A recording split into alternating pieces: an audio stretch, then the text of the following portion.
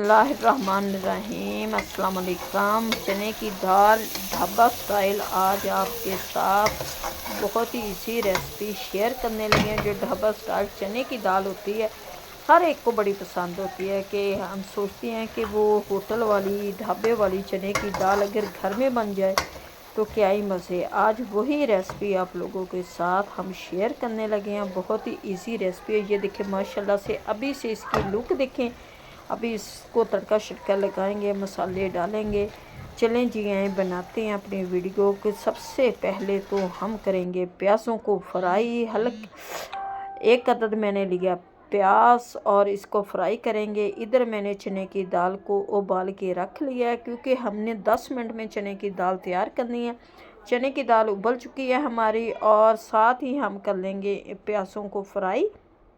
ये देखो बिल्कुल गल चुकी है, बस हल्का सा रहने दिया है। इसमें जो थोड़ा सा पानी था वो भी इसके अंदर ही रहने दिया हमने। प्याज हमारे फ्राई हो चुके हैं। अब इसमें डालते हैं टमाटर।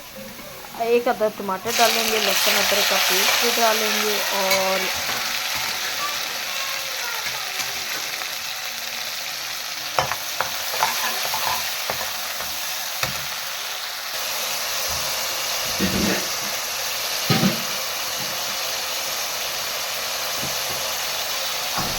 हाफ स्पून डालेंगे इसमें नमक, हाफ स्पून ही डालूंगी इसमें सिर्फ मिर्च की। एक पाव 200 ग्राम हमारी चने की दाल है। हाफ स्पून डाल दिया मैंने सिर्फ मिर्च, हाफ स्पून डाल दिया मैंने नमक और हाफ स्पून ही डालूंगी इसमें मैं हल्दी और लहसुन अदरक का पेस्ट। मसाले को हम अच्छी तरह से भून लेंगे। हाफ स्पून डालूंगी इसमें साबुत ज़ीरा। इसी टाइम पे डालूंगी मैं ताकि मसाला हमारा अच्छी तरह से चटपटा तैयार हो जाए। फिर इसमें अपनी दूसरी चीज़ें डाल